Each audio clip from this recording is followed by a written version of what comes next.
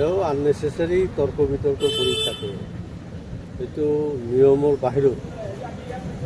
গতিকে তাৰ বাহিৰে তেওঁৰ ভূমিকা কি আছে?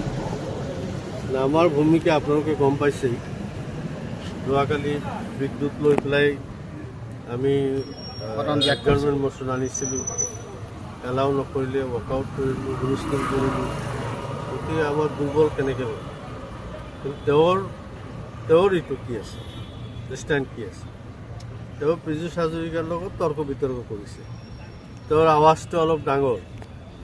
গতিকে সেই নিয়মৰ বাহিৰত গৈ সেই কাৰবাৰবিলাক কৰি থাকে। গতিকে তেওঁৰ কথাত আমি গুৰুত্ব নিদিওঁ।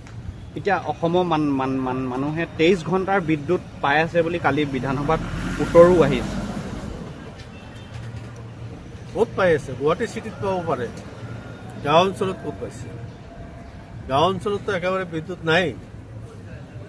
সঁচা অৰ্থত গাঁও অঞ্চলত বিদ্যুৎ নাপায়ে পাবি।